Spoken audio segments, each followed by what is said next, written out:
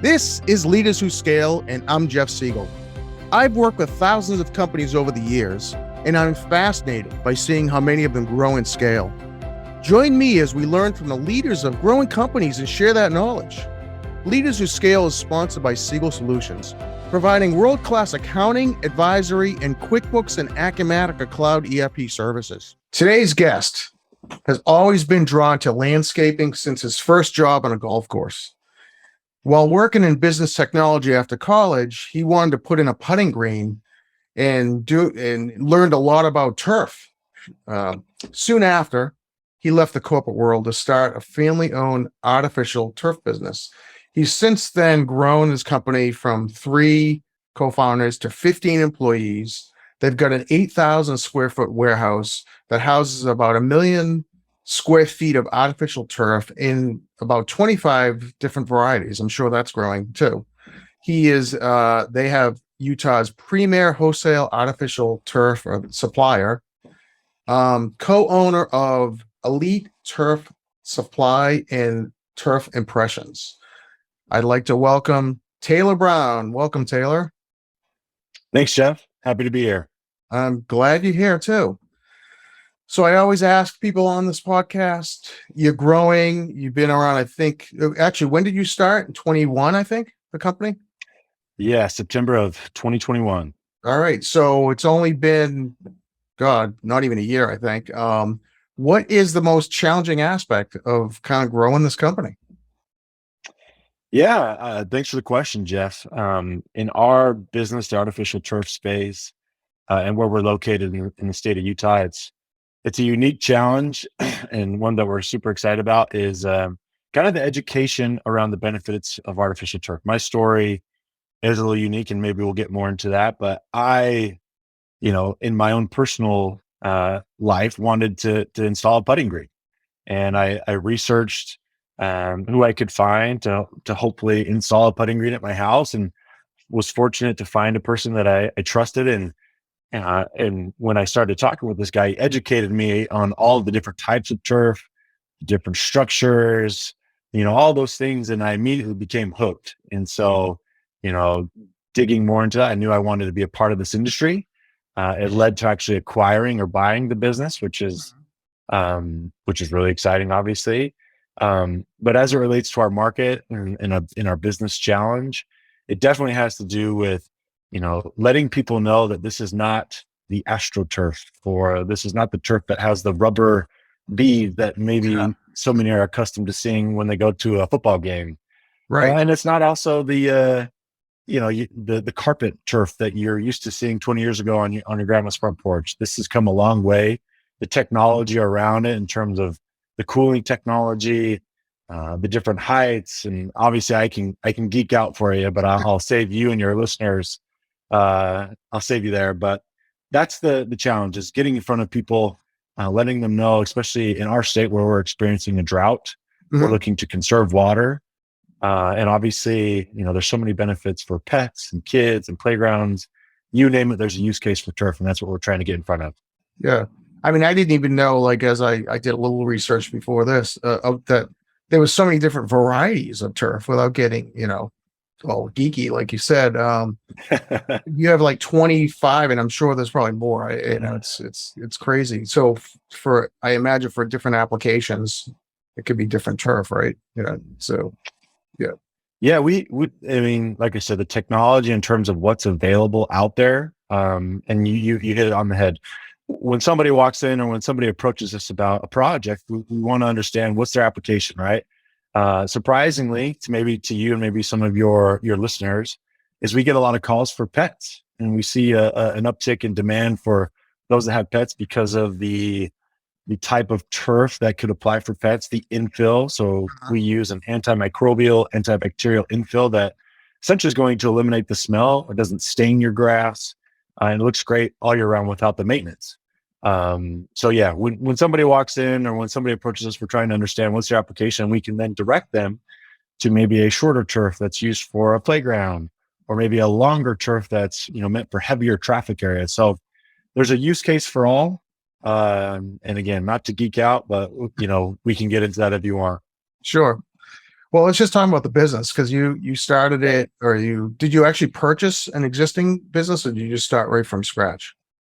Right. Yeah, so maybe to go a little bit deeper into what I mentioned earlier about acquiring, I come from the tech world, Mm-hmm. and in 2020, we obviously everybody was working from home, and I have a home that has a large space and wanted to put a putting green in. And anyways, I found that individual, and at the time there was no website, there was no social page, but he had these great pictures, and I was immediately intrigued by that. And I called that person, had him come out the next day. And like I said, he showed me all these different samples, and immediately I was blown away with what turf, was today. Right. And all I had to offer. So anyways, I watched them install the entire thing. And throughout that process, it's not rocket science, but it was so cool to see how it all came together. And I told my wife, I said, sweetie, we should start a turf installation company. I think everybody has aspirations at some point to start their own business. And up until this point, I had never owned a business. And she said to me, this is a true story. She said, well, you're not that smart. Why don't you approach the owner? And, eating my humble pie, that's exactly what I did. I called the individual to see, what could be done about partnering up, because at the time he was just doing it on the side. Mm-hmm. So we had some conversations. And we were thinking about doing something. And then out of the blue, one day he called me and he asked, what do you think about buying the business? And as a, employee of a tech company, not ever started or owned a company, I didn't know where to go, except to my brother-in-law. My brother-in-law is a business owner, has a business partner that own a few different franchises, with the intent to have them help me understand what this turf business might be worth. And the more we dug into it, the more they wanted to get involved. And I said, let's go. So the three of us, we actually ended up buying this business and started growing it from there. And it's amazing. So you watch them put in the putting green. You're like, this is really kind of interesting. You learn about it. The next thing you know, you own a turf business. I liked it so much, we bought it, which is awesome. I love telling the story. Yeah. So all right. So you have two businesses, right? So one is the supply side, so you could be selling it to other landscapers or just people who need to. I assume mostly landscapers, right? Do you have actually residential, like people just coming in and they say I need to buy turf? I'm going to try to do it myself. Yeah, we try to appeal to everybody. So when we bought the business as Elite Turf Supply, it was kind of, we were trying to figure out what this company was, right? Because it was kind of like a mix of installs. It was a kind of mix of selling turf to other landscapers, Mm-hmm. DIYers. So we realized very quickly that we needed to branch off and create an install company, which, as you mentioned earlier, is Turf Impressions. That's primarily focused to just doing the installs for, residential use. Mm-hmm. But Elite Turf Supply is looking to service and really provide not only the turf, but the materials to other landscapers, other turf installers, and then any DIYers, because like I said, there's a lot of people that when they come to research or, look into artificial turf, they see the price tag and they may want to consider installing it themselves, which we provide them the tools, the resources to do so. And we have a lot of, great pictures or, stories from people that come back to us and show us what they've done. So anybody can install turf is what I would say. You just want to make sure you have the tools and resources to do it. All right. So you have these two businesses. One's the install side of things. One's the supply side. And do you keep them totally distinct and separate? A lot of people do have divisions and so far. Is it the same location? Like, how do I'm just curious how it's set up just from a, we basically operate under the same location, but they are distinct, two different types of companies, and that's intentional. Just as we try to grow and scale those. What I mean by that is, there's an opportunity for us as Elite Turf Supply to expand into other markets, which we intend to do later this year, early next year, with markets opening up in Boise and potentially in Texas. And I'm sure there's other places that we could go and explore, but that's kind of where our mindset is not only, establishing ourselves well in our home state of Utah, but looking elsewhere. And the way to go is the supply side. So it's intentional by having the two different companies, one focused on installs only and the other on supply. So, is it the same, but you do manage both? Like how active are the other two co-founders? Is that the management team as well? The three of you? Yes, all three of us were heavily involved. We have some great people working with us that assist, but all three of us are involved in managing both companies. And it's a you could almost think of them as one and the same, right? I mean, we just want to educate or allow our consumers to know one is our install company and the other is a supplier where everybody can come to find their materials. Yeah. And so from a management point of view, as a, from a business operations, how do you plan out the year? Do you guys have like regular meetings, and do you operate under kind of some kind of a system? Like we we operate under EOS, which is from the book Traction, which is the entrepreneurial operating system, where we have like weekly meetings and quarterly meetings where we have our what we call rocks, our goals. And I'm just curious, 'cause you're so new, is it more of a we're just trying to grow right now, or do you actually have a very structured way that you manage and try to grow? Yeah, we have some plans in place. Like I said, I rely heavily on my two partners and their business expertise and what they've done in helping grow. You know, they have 13 different locations of this franchise model that they're involved with. So Okay. I rely on them. Yeah, yes, it's not just a once a week type meeting. We're communicating and working through challenges that the business presents every day, both on the supply side, both on the install side. I for a while was pulling double duty, right? I had my tech job still while trying to get the turf business off the ground, but I've since gone full time on the turf side. So I'm here every day with our employees. We have our goals. Like I mentioned just before, there are things in place to expand outside of our Utah market. And each month is a new record month. And so we do have our goals, we do have our meetings. And the plan right now is it's a challenge. I could have mentioned this in the beginning, but in Utah, we're somewhat seasonal. And without having gone through a winter, it's going to present a challenge as to how are we going to continue to move turf, right? We Mhm. anticipate that, come December or January, maybe even the February, it might be a little cooler, which presents challenges to install turf. But we have plans in place to make sure that we're continuing to move turf to warmer climates and looking at indoor facilities where we can install and do turf things there. Yeah. And what's the supply side like? I mean, whether what's going on in the supply chain, disruptions and everything over the last year, and you just started really in the last year. How has that Yeah. impacted you to get supplies? How far in advance do you need to purchase? And I assume it must have an impact on cash flow. Just all those things. Yeah, it's a great question. I think that's one of the problems we saw early on in our state that we wanted to solve. For some context, for dealers or installers, typically to get their turf, they're having to call a supplier from California or go to, let's say, Georgia. Georgia is the biggest hub for manufacturing artificial turf in the United States.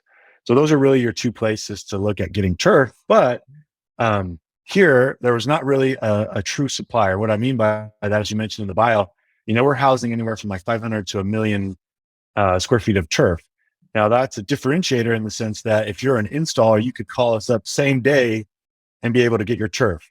And that's the problem that we have. Now, we have a great supplier, great manufacturer, where we actually carry both an imported line as well as a domestic line. So we're trying to hedge those things if in fact there were a bottleneck of getting turf, but having so much on the ground and continuing to reorder to make sure we're stocked, we could go quite a bit of time without running out of turf. So we understand that those might present risks, and we're doing our best to get ahead of them to prevent not having turf for our customers.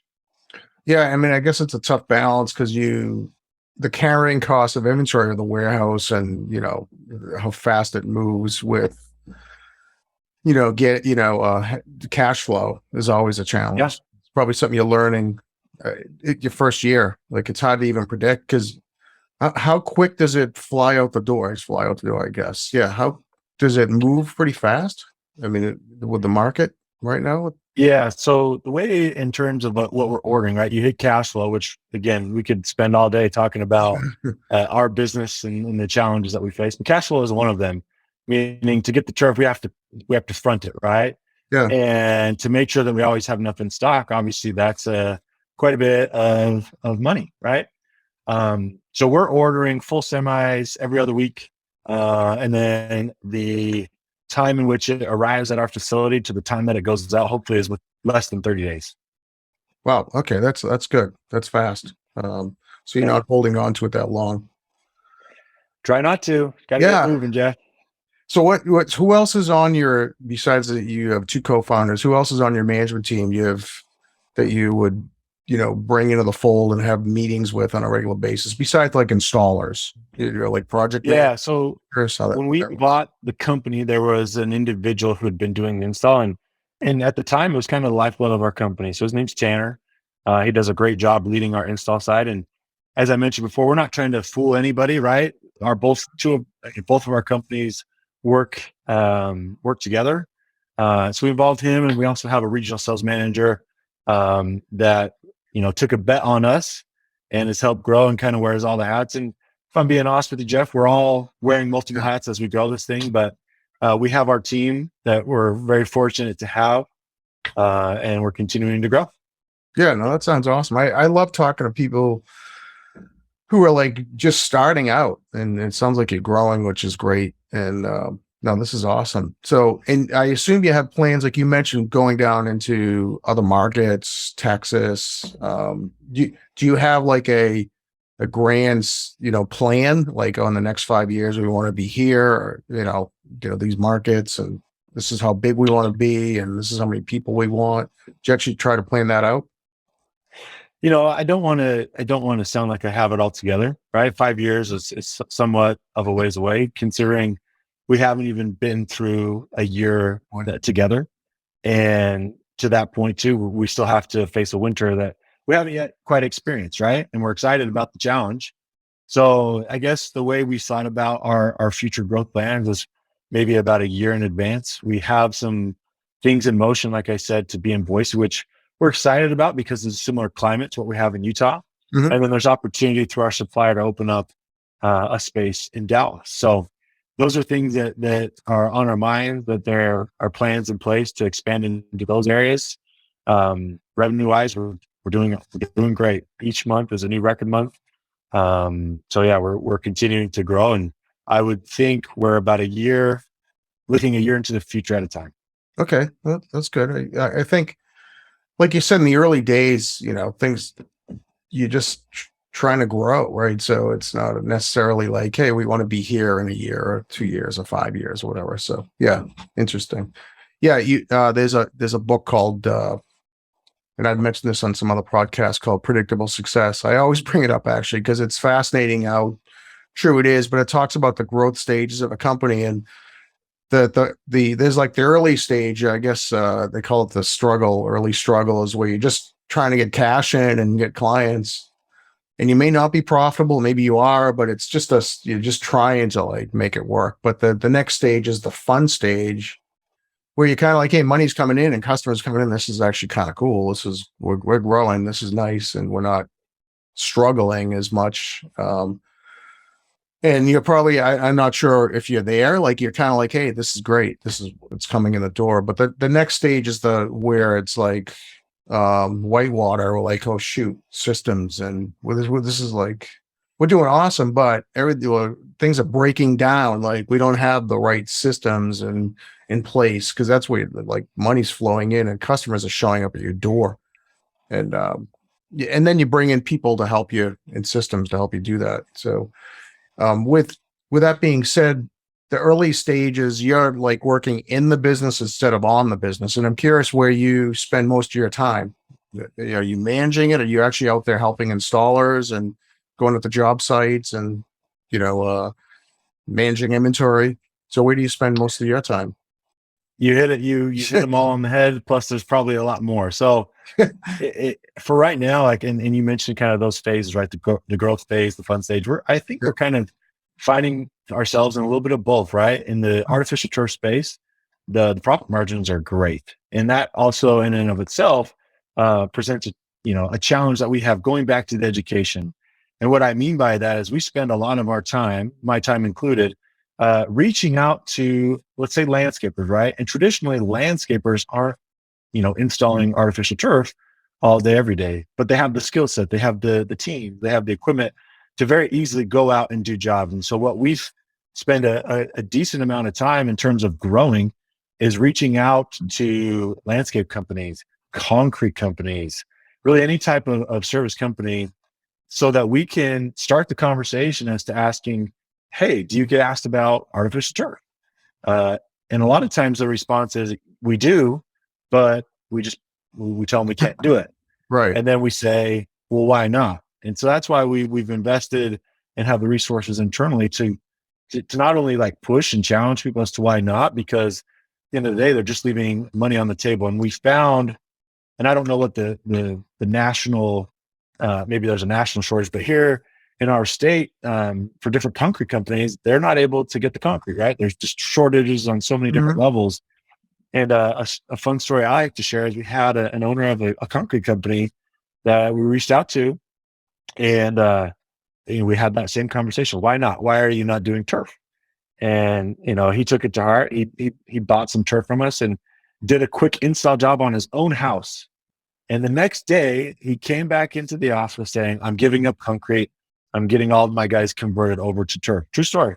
Wow. So that is, again, and it's a little different, right? Some people and a lot of the guys that we have on our install crew come from different backgrounds, excavation, concrete, framing, you name it, right? But they have the skill sets to go out and do turf. And what we found, or what I see and hear from them, is it's almost like an art form. They love doing that. Each job is a little different.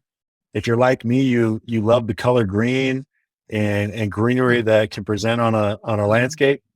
And to see, much like myself, right? I got a putting green, and every day I look at my putting green, it brings a smile to my face, right? Changing lives, as it compares to my neighbor's yard or existing grass, mine looks the best. And I'm very proud of that.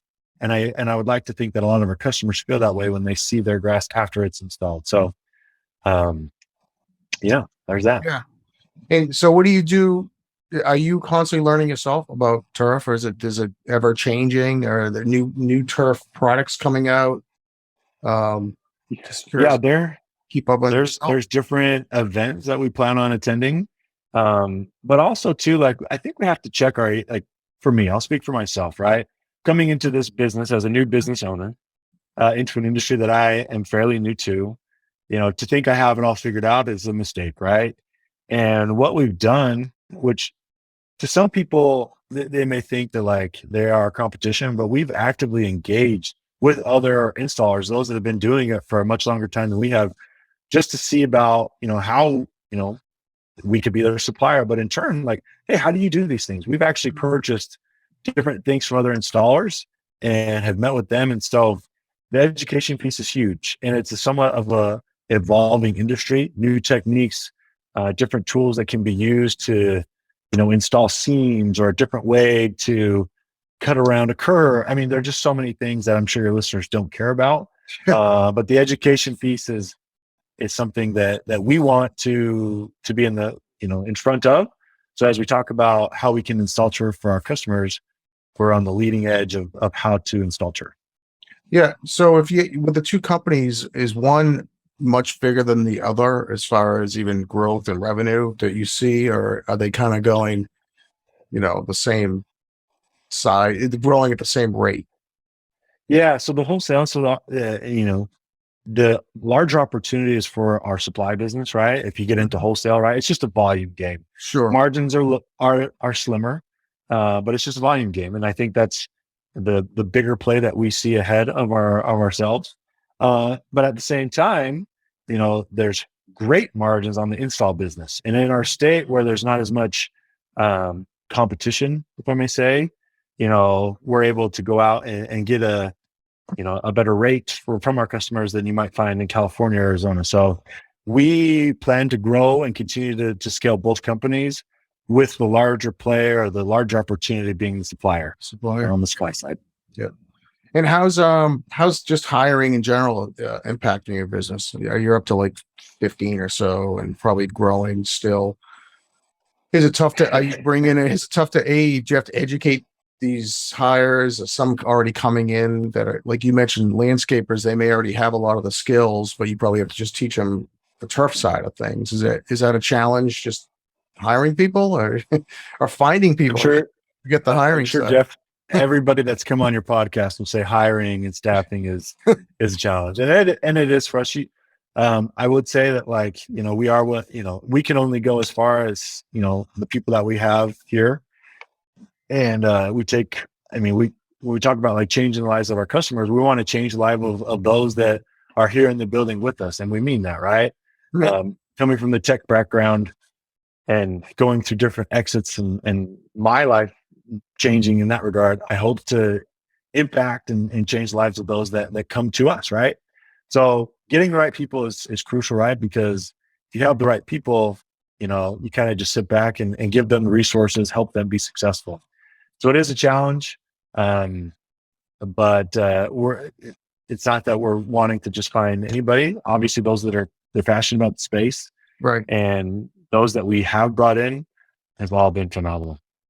Yeah. And how do you promote a lot of the podcasts that people have talked to? They've always talked about culture. How do you promote that? Does everybody kind of come to the warehouse at the same time in the morning, and then you go out on jobs? Like, is there something you do to kind of promote?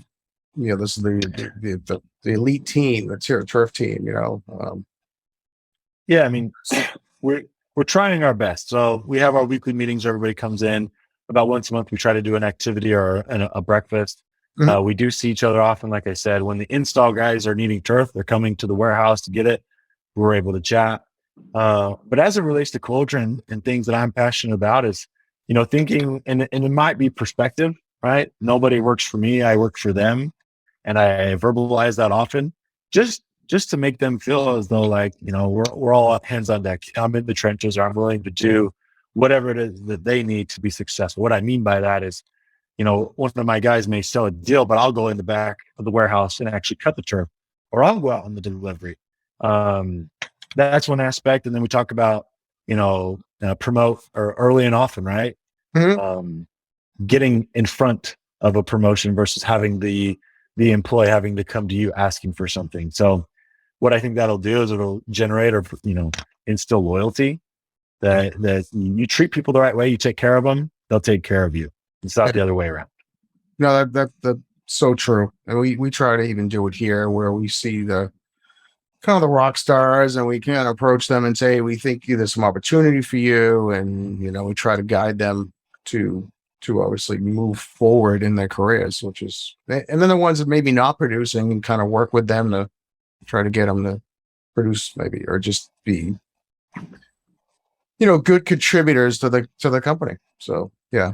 I think it's communication. I think having experience in the workplace in my short career, if you will, I can see the companies that have always been successful are those that communicate. And I think about my times having a direct manager, and those that I really admired were the ones who were communicating early and often, right? Talking to me, making sure that I felt my needs were covered. And so translating that now to, as a business owner, continuing with that, almost daily. Hey, how you doing? What can I do to make your life easier, your job easier? And it's building our culture. I think people are excited to get up and come to work. And we'll hope to continue doing that. So it's just interesting question here. So you came from the, business world, tech world, and now you're an entrepreneur, a business owner. What's that transition been like, just personally? Was that something like, this was easy, I just moved right into it, or like, whoa, there was a lot of things I didn't even really realize or think about as I moved into this role? I'm just curious, but just personally or professionally. Yeah.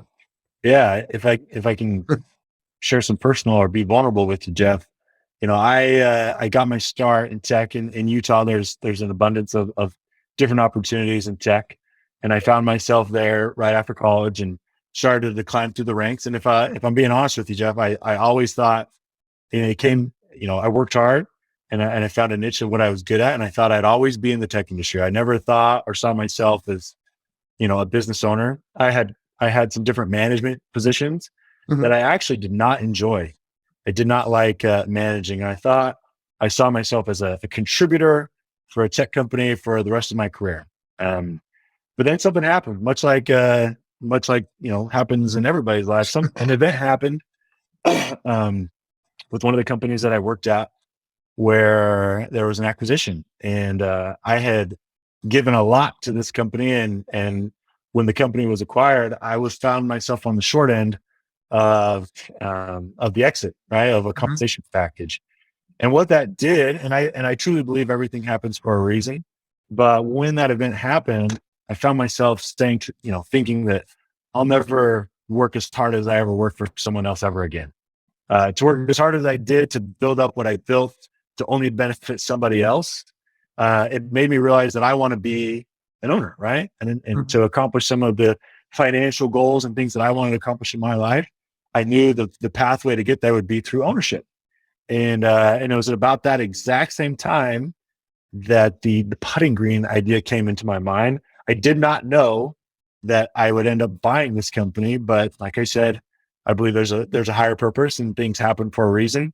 But now having a taste, like I said, I had that one track that I was set on thinking my career would be this, but having a taste of being an entrepreneur, I feel like in less than a year, I've learned so much.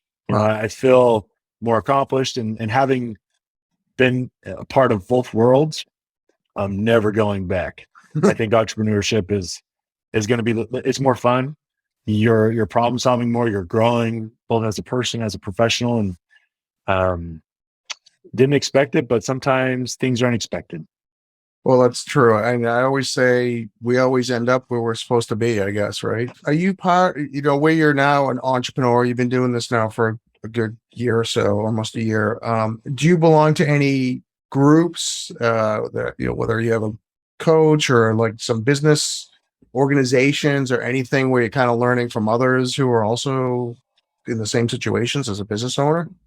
Or is Yeah, I that, wouldn't say like an official organization. Back to the tech space, yeah, there's a great community within, and I feel like I am connected to a lot of people that I look up and admire.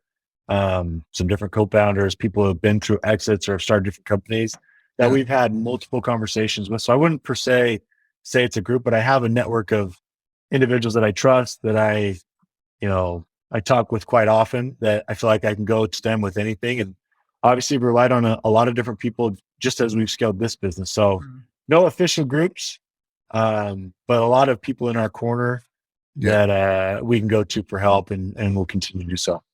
Yeah, I think kind of mentors or like you said, other people, it's important because we don't know everything. I started my business here in like 2003, and I just even a couple of years ago joined um Entrepreneurs Organization, and they're all owners of businesses. And we all have the same issues. We all, whether it's hiring or marketing or, um, sales, compensating our salespeople. We may all have different industries and businesses, but it's nice to kind of hear what other people are doing, and you know, it just helps. I think so. I think it's great that like you have another group, but people you can go to. So yeah, because we don't know it And all.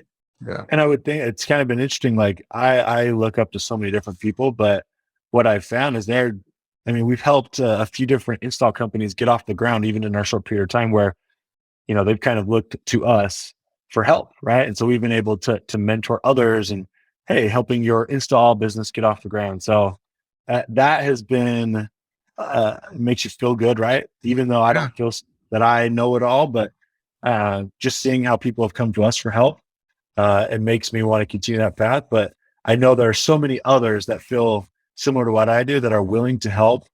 So continue to network, expand those relationships. I think there's a lot of people who are willing to help, and I continue to look forward to fostering those relationships.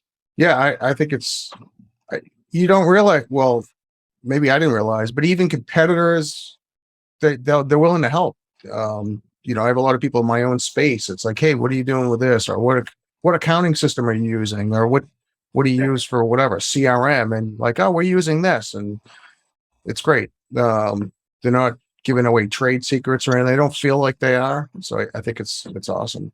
Hey, Yeah. talking about systems. So you're still new. What are you using for systems? I'm just curious. I'm a systems person. We're a QuickBooks shop, and I'm just curious, what you guys use? I always ask. Yeah. Yeah. Good old QuickBooks for accounting. Cool. We do use in our space, we're kind of, in terms of like how we think about how we want to differentiate ourselves. There's a tool called Nearmap, similar to like what people may think of as like Google Maps. Okay. And that's been a huge Yeah. win for us and how we scale. What I mean by that is oftentimes in our space, somebody will call you, say, hey, I want a quote or I want a bid. And first someone will say, great, I can get out there next week. And then they get out there, and then it'll be a few days before the customer actually receives a bid or an estimate, right? Yeah. Where what we try to do is through an aerial image tool, which is Nearmap, somebody will call, and within 30 minutes, we'll actually try to have them an estimate in hand, being able to map out their area and our costs. So that's a huge win. We try to automate as much as possible going through orders. So Slack, Zapier, different integrations there. Oh, But yeah.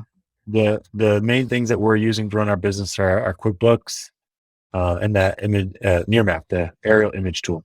That sounds awesome. Yeah. I love to hear QuickBooks. We're a QuickBooks shop. So, but you can go a long way with QuickBooks and all like Zapier, all the integrations, which is kind of nice. So, yeah, I was talking to someone recently that they were looking for a tool, and we told them the tool where their salespeople they don't want them in QuickBooks, but they want them to place orders or put in like quotes, and where they end up in QuickBooks. So we helped them with that recently. But something like a Zapier helps with a lot of that stuff too. A lot of people don't even realize it, but cool. So yeah, you're just moving over to just you. Or you talked about kind of like your background. I'd love to just hear a little bit more. Are you from the area where you are, Utah? And where Yep. what Born and raised. yeah, I was gonna say, what did you actually do in technology as well? Maybe you could talk about that. Yeah. So born and raised here in Utah. I love Utah. I love the seasons. It's a great place to have a family and live a life.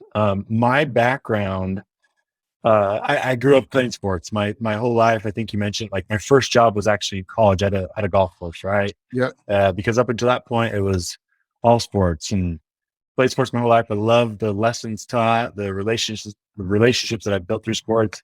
I played basketball in college at a small university, and it's actually comes full circle. Some teammates are going to actually allow us to actually open up the Boise location. So you never know, relationships and where you might reconnect later down the line.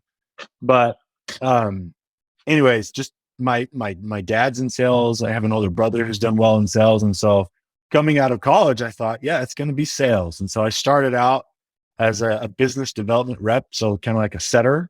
Mm-hmm. And like I mentioned earlier, just through dedication and hard work and the sense of competition, money's great, but I think a lot of what kind of makes me tick is the competing aspect. And so just through different time, went to a social media analytics company, which then led to working at a credit card company, and just different things I was able to accomplish, different records and what have you. But because of the success that I found, ultimately it allowed me to continue to grow, but take from some of the earnings that I had to actually go out and acquire a truck company. So I always thought sales would be, or, tech would be the route for me. But to any listeners, that think you have it all figured out, just know something might change. And that's okay, because you think, your life's laid out for you, but right around the corner might be something better. So be open to it, try new things, and, you might just find something better right around the corner. That's awesome. That's an awesome quote. We're going to throw up there too. So, Oh shoot. yeah, right. You got the quote for the link for the page. So no, this has been awesome. And actually what I'd love to do, and I ask a lot of my podcasts, I'd love to revisit you like in a year and go, okay, 2 years in or 2.5 years in, what's going on? What happened? What's since we talked? How big are you? You're in Boise, you're in, Dallas, you're somewhere else. You never know. In 2 years, I hope, and we're on our way. 2 years. Yeah. We have all of Utah. We've established ourselves in Boise. We have an area of Dallas. We're doing $12 million a year. Yeah, that'll be awesome. And I'm sure you'll be there. So where people can find you if they want to connect. I love when my own listeners connect with each other and say, hey, you mentioned this, right? So I'd love to connect. And, so you're on LinkedIn under Taylor Brown Sales? Yep. Okay. I do see. Yeah. That was a tagline I used years ago, but Taylor Brown on LinkedIn. Okay. If you'd like to follow us on Instagram, which is where we're primarily at Elite Turf Supply and at Turf Impressions. There, we're trying to be relevant with the things that we're posting around the education side, but also show you some of the tips and tricks and the cool things that are involved in an install process. So find me there. You can also email me, Taylor@EliteTurfSupply.com. Happy to connect with any of your listeners.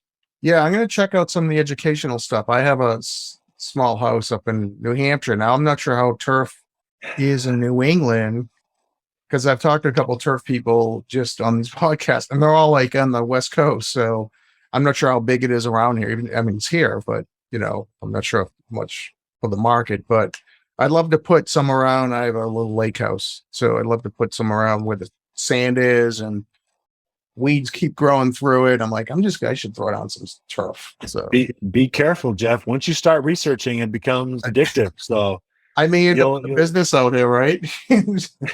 Open to opportunities, right? There you go. Cool. Thanks, Taylor, for being on. This has been good, and like I said, I'd like to revisit do a podcast in a year or so. I want to thank people who are listening or watching, because we're on YouTube, we're on Spotify, there's some other podcast platforms. I encourage anyone listening and watching to share. Hopefully you like it. And thanks again. Thanks, Taylor. And this has been another episode of Leaders Who Scale. And that wraps up another episode. Thank you for joining. For show notes and other episodes, visit us at leaderswhoscale.com. Leaders Who Scale is sponsored by Siegel Solutions, providing world-class services and cutting-edge tools that help businesses grow and succeed.